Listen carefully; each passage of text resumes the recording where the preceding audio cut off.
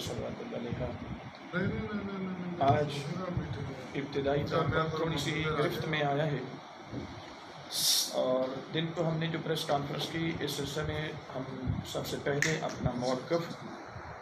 انتظامیہ کو، حکومت کو، ایجنسیز کو یاد بھی دلا دیں اور دہرا بھی دیں، اس کا تذکر بھی دلا دیں ان کو کہ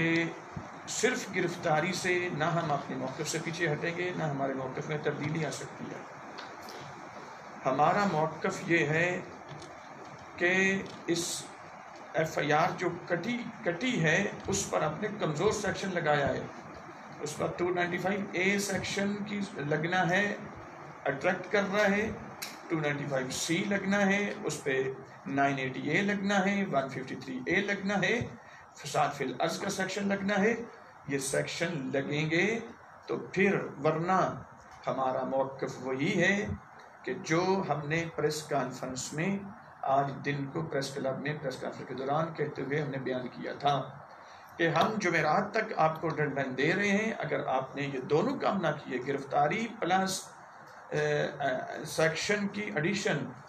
دفعات کا اضافہ کرنا، تو پھر یہ بات ذہن میں رکھیں کہ ہم جمعرات کو پنجاب اسمبلی کے سامنے اپنی قوم کو آواز دے چکے ہیں، پوری قوم آمادہ ہے، اور انشاءاللہ پھر ہمارا دھرنا ہوگا، اور صرف دھرنا بھی ایک حد تک ہوگا۔ اگر پھر بھی ہمارے اس پر اثر نہ ہوا اور انتظامیہ کے نے اس پر عمل نہ کیا، سیکشن ایڈ نہ کیے، تو پھر بات ذہن میں رکھیں، پھر ہم صرف بیٹھیں گے نہیں، پھر ہم اٹھ کے چلیں گے، ہمارا رخ داروغہ والا کی طرف ہوگا، ہم اس کے مدرسے کا گھیراؤ کریں گے۔ آپ جب کچھ نہیں کریں گے تو پھر ہم خود اپنے ہاتھ میں سب کچھ لے لیں گے، اور پھر آپ کے ہاتھ میں کچھ نہیں رہے گا۔ اس لیے دو چیزیں ہیں، ہم دونوں ہی قانون کے تقاضے کے مطابق بیان کر رہے ہیں، اس کا تقاضا کر رہے ہیں، قانون کے مطابق ہے ہمارا تقاضا، اس لیے دونوں چیزیں آپ کو پورا کرنا ہوں گی، ورنہ ہمارا موقف وہی ہے جو ہم نے پریس کانفرنس میں بیان کیا۔ علماء کرام کی ہنگامی میٹنگ ہے جہاں پہ تشریف فرما ہے، انشاءاللہ ابھی اپنا ان کے بھی بیانات سے آپ سارے مومنین، ہمارے اہل سنت بھائی، ہمارے